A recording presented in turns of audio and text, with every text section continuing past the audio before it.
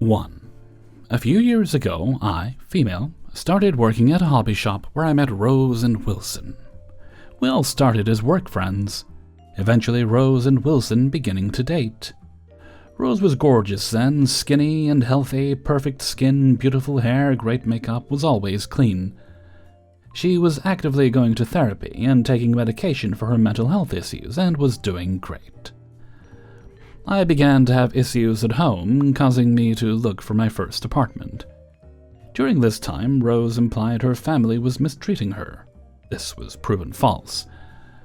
Eventually, she made a claim which made Wilson and I feel that our hand is forced and got an apartment, which I paid the entire deposit and fees for. For a bit, Rose could not move in with us for around a month and did not put any money towards it. Very quickly, she started to reveal that she was a parasite. Getting a dog named Toph, I had to take care of, quitting her job, not paying her part, no chores, using my things without permission, even stopping putting effort into herself.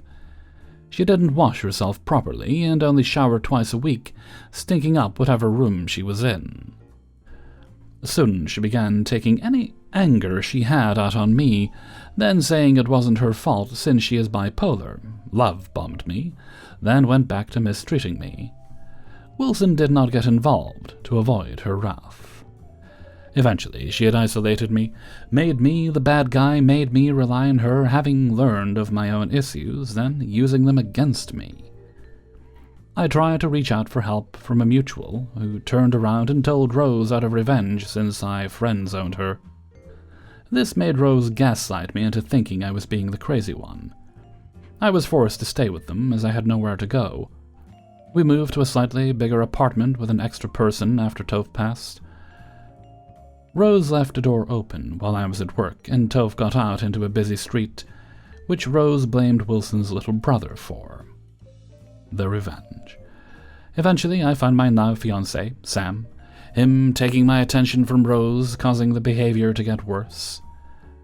I finally realized what Rose had been doing with me.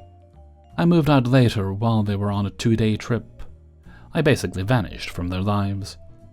I didn't pay my part of the rent for that month since it was only a week into it. I cancelled the water bill that was under my name, and I had reported the nasty condition Rose and Wilson left their room in, causing bug issues that spread to the apartment below. Then, as the last bit of revenge, I took Toph's ashes, as she was really my dog anyway. They didn't get evicted, but they had to pay fees. Which, on top of the water being shut off, forced Rose to start working again, but has been unable to hold down a job for more than a month. A year later, I'm in an apartment with my best friend of 10 years, my fiancé, and my new kitten. I had started to go out of my way to post happy life updates, knowing she had a second account purely to stalk me. I got engaged before her. Wilson doesn't want to, despite her insistence, with a beautiful proposal. I have a great job, which is setting me on a career path for the rest of my life. I've lost weight, I'm in therapy, and I'm planning a wedding that, while small, is incredibly nice, and something she could never have. Recently I saw Rose in public. She is overweight, covered in acne, has matted hair, and looked like she hasn't showered in weeks, accompanied by a miserable-looking Wilson. Rose spotted me with Sam, even trying to follow us, but was stopped by Wilson. Sam told me that she looked furious. I had pretended to not even notice her. The best revenge from all this is living a better life than her and knowing I live rent-free in her mind. 2. About 20 years ago, I was a Navy pilot going on my first deployment, flying helicopters off a destroyer. Over the small flotilla of ships in the Med was a Commodore. A Commodore is a captain who is given command of multiple ships. This Commodore, Chuck, was also a complete jackass. Here are 2 examples of his assholery. One day, after flying all morning, we were tasked with picking the Commodore up from one ship and bringing him to our ship. Easy enough. It was about noon, and we had not eaten.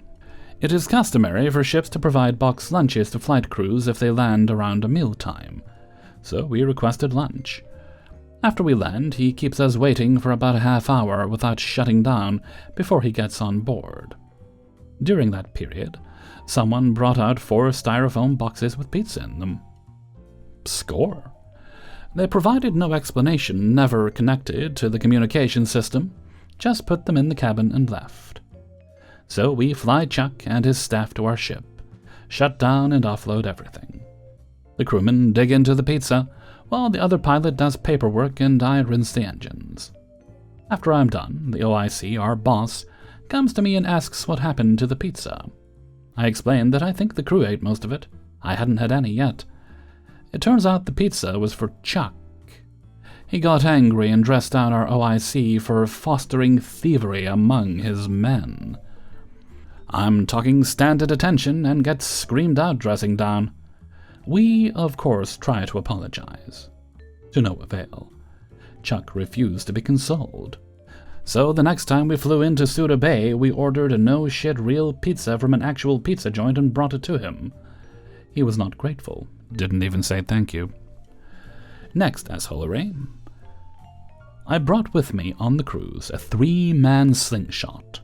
One day during maneuvering drills, ship drivers doing silly formation things with their big boats, I and some of the guys break out the slingshot on the flight deck and start launching water balloons at the ship closest to us.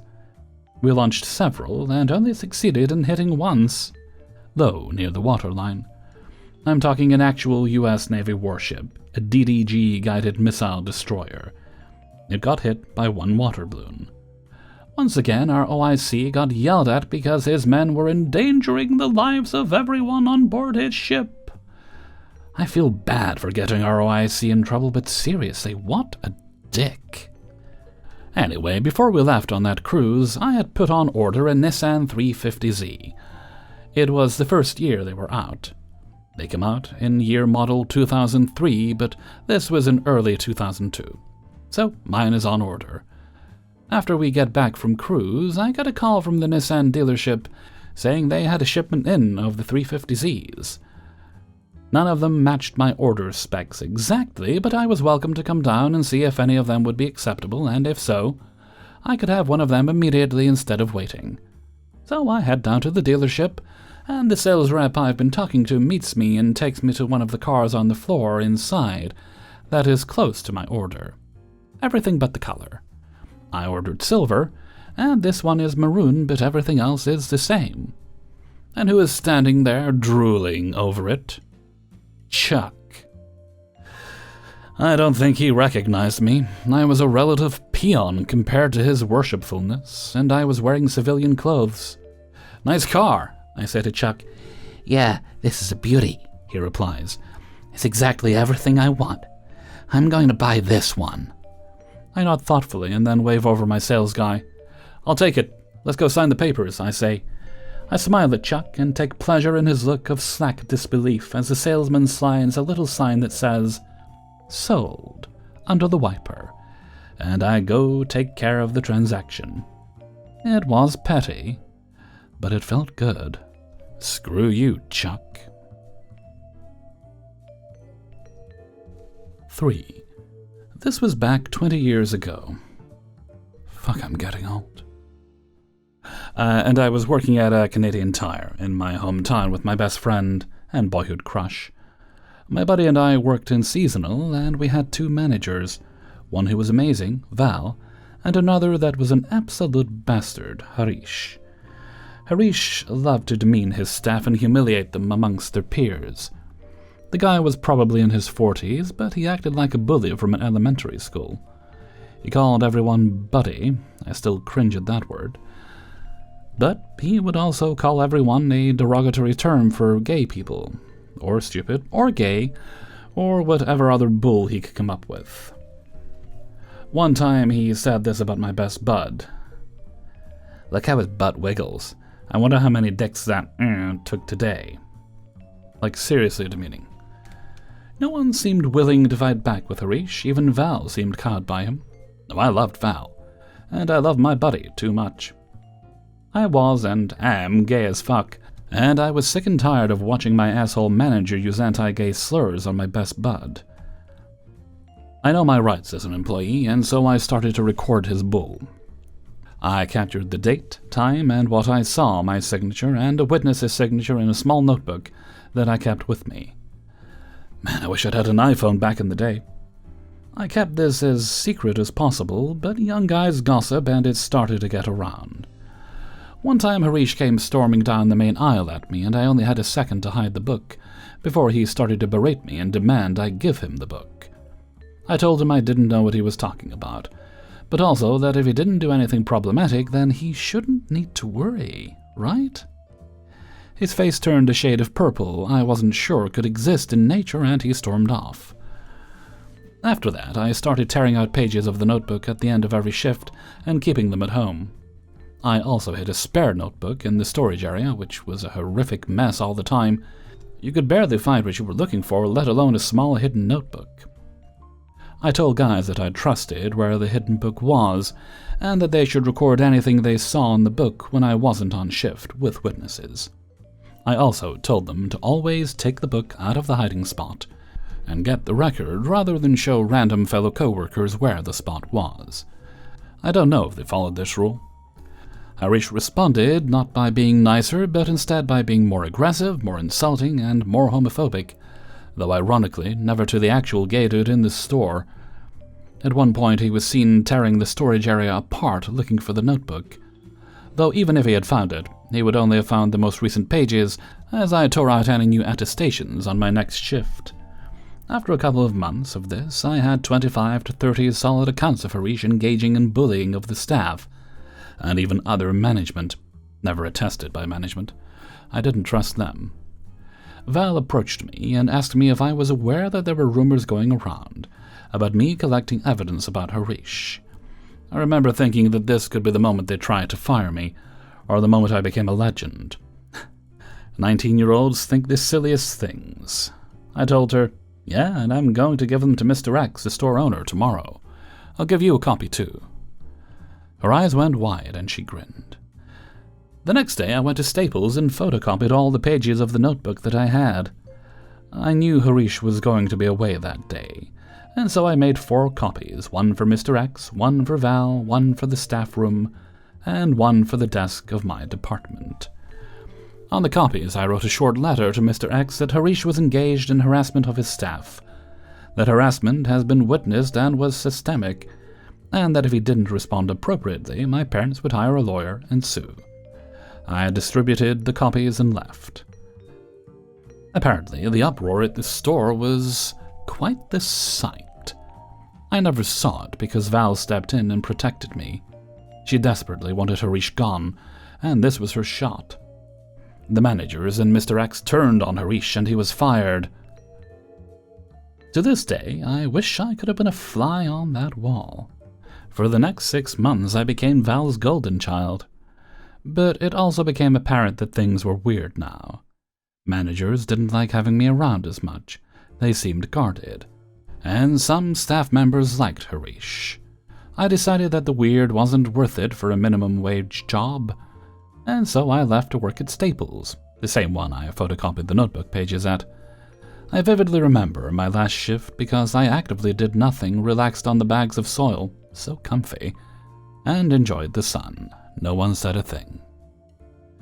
Epilogue. I personally never saw Harish again, but a friend did. He had moved on to work at Home Depot after some years of unemployment. Apparently, second-hand knowledge through the management grapevine is pretty sketchy. He looked to be in pretty bad shape, apparently, and he hid the moment my friends saw him and they locked eyes. The idea that him being a homophobic shit who got taken down by a gay man and who had to survive on practically nothing for a while still warms my little homo heart to this day. 4. I was working at a startup company with around 50 to 60 employees as the head of software development unit. We were a team of 8 software engineers and the rest of the company was administration and support or security personnel. The company was in a small city and it was so difficult to find good software engineers. We had this problem that whenever we found someone good, they were migrating to larger cities after a while, So over time, naturally, payments of software development unit raised comparing to other personnel. For me alone, it was more than all the other managers in other departments by almost twice. This number, despite still being behind the standards comparing to larger cities, was huge money to people in that city, and the company made this payment a secret. No one was expected to find out. After a while, I got the feeling from some office rumors that my salary leaked, but I didn't care much about it until one day this colleague, head of support department, Tim, incidentally the nephew of the HR manager, decided to confront me about my salary and make me ashamed in front of everyone. So, there we were, in the lunchroom with 20 people around, and the following conversation ensued. Mr. Me, is it true that you're being paid thousands more than everybody else? Actually, your news is outdated. I was more than that. You know why they don't pay a support department the same?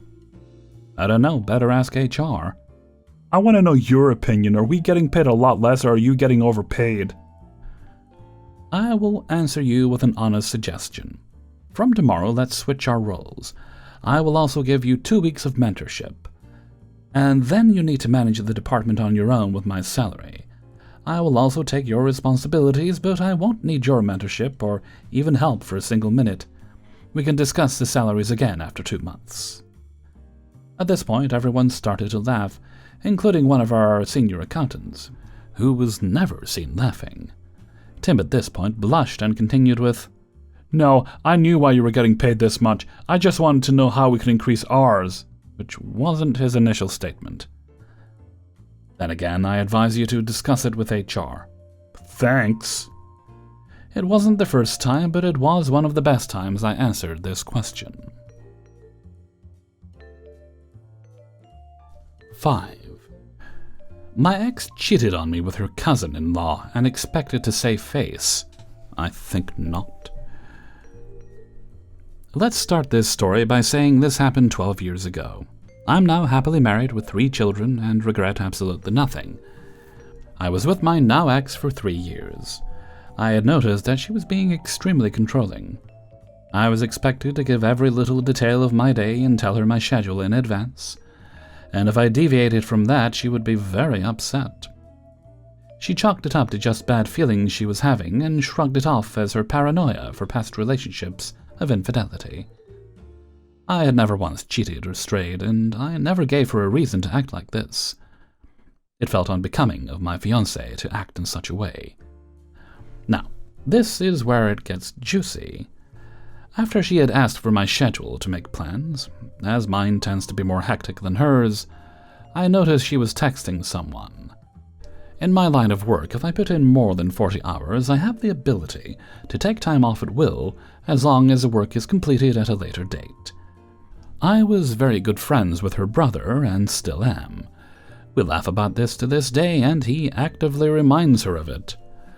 I messaged him stating I wanted to do something special for her a little bit earlier than her anniversary to make sure it was a special surprise. They both worked in the same fabrication facility. He was a fabricator and she a shipping manager. He was kind enough to let me know her schedule. And that's where the discrepancy falls into place. Without my knowledge, she was forgoing overtime. She worked 12-hour shifts Monday through Friday, with the exception of Wednesday, when she would only work half a day.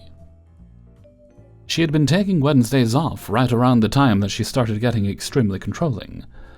Lucky for me, I stacked several days of leisure time up, so taking a Wednesday off for me was not an issue. A few days go by, and Wednesday's here. I put on my work gear and leave for work. I was expecting her to leave as our apartment complex had 2 exits to the same road I could see directly across from a shopping center, so I parked my car near the back and waited. After about an hour, I noticed a very specific red Mustang with a specific decal on the back window. It was her cousin, by marriage. I had also done my due diligence to take an old laptop, which we kept on our desk in an office area with full view of the living room, my bedroom door, and bathroom plus the kitchen. I had set it up for remote access, and had it alert me when the webcam noticed movement. Giving her the benefit of the doubt, I thought he may be dropping something off or coming over to assist her with something, as her family sometimes does. Sure enough, a message came through, so I remote into my laptop. He walks through the door. Without skipping a beat, she unbuttons his shirt and begins kissing him. I created a URL link for the live stream. As she was preoccupied, we had a family group text and a friend group text. They were both part of it, but at the current time, they were currently indisposed and didn't look at their phones. They didn't even wait. They could have gone to the bedroom, but no, they decided to get freaky-deaky right there on the couch. I sent the link off to the friend group chat and family group chat. Within minutes, I'm getting calls non-stop from friends and family alike. There was no turning back. She was getting blown up. But she was ignoring her phone. Not until the fourth or fifth call came through, they did decide to take a break. For context, the state I live in allows recording of personal property regardless of occupancy. I was the only one on the lease. She wasn't allowed to be on the lease because of poor credit. The call she had picked up was from her cousin's mother, who she was banging. She answers the phone on speaker, and I kid you not, the first words out of his mother's mouth were, "Stop fucking my son!" They both became rigid, although perhaps he a little less now. She began to stutter over her words, saying, "What are you talking about?" etc. The mother then divulged that there was a live feed of them sent out by me to her family. She grabbed every pillow off the couch and covered herself up. The cousin staggered off, trying to put on his pants and shoes, just to trip himself up and bang his head off of my coffee table, leaving it with a divot. By this time, I made my way to the front of the apartment complex. I was there to greet the adulterer as he came out of the front exit. He froze and began to cry, apologizing profusely. I'm not going to lie, what happened afterwards wasn't my best moment, and I nearly got into legal trouble if it weren't for the fact that he was trespassing on private property. Let's just say I had a cast for 6 weeks, and he wasn't in any family photos for months. I went up to the apartment, where she was now fully clothed and crying inconsolably. I asked her if it was snot or cum on her face. Then I told her not to answer because it didn't matter anyway. I gave her 1 hour to remove all her belongings, as again everything in the apartment was mine, except for clothes, some makeup, and a few kitchen utensils. Her mother would not let her move in, as she was just filled with embarrassment. Same for her brothers, and the cousin's mother kicked her son out. Rumor spread around our town very quickly, and she was essentially persona non grata. Hey everybody, Hellfreezer here, and thank you very much for listening to Revenge is Ice Cream, episode 304. And thank you very much to everybody who allowed me to use their stories in this video. Before you go, please do poke the like button and share the video with friends and family. And if you'd like to get these videos a little bit earlier, then you can support me through my Patreon, which is linked in the description. You'll also find a link to the Hellfreezer merchandise page. And you can make donations during streams or videos just like this one. Well, you don't have to. I appreciate it, and it's been helping me a lot these days. Okay, let's see. I don't think there's any other business today. No, I do have a birthday shout-out on Tuesday, but I have no idea when this video is going up, but I know it's not Tuesday. So let's move right along to Hellfreezer's question of the day. And today's question is... And this is supplied by my moderator, Venikins. Do you know how to ride a bike? If so, when's the last time you rode it? If it's been a while, do you think you'd still be able to? Or would it take a minute to relearn? Venikins says, personally for them it's been ages, and they'd be wobbly at first, but think they'd be fine. I do know how to ride a bike. I ride a bike semi-frequently. I hate riding in the rain, so that's usually something that'll make me, if I'm thinking of going out on the bike, I'll be like, nope, I'll get a taxi, or I'll just go to a local store that's closer and I can just take my umbrella with me. I did recently buy a replacement inner tube because one of the tires had a slow leak, so that's getting replaced. and I will do that as soon as I have time to do it. Because I will be needing it soon, because I'll have to be making trips down to the hospital for treatment for my psoriasis. And taxis are more expensive than ever, really. If you got to use one, you got to use one, but yeah, they're kind of pricey, especially if you're having to do it 3 times a week there and back. Okay, so that's my question. Let me know what you think in a comment below, and I look forward to reading your answers. And with that, I'm going to head off for now. So until next time, thank you very much for listening, and take very good care of yourselves.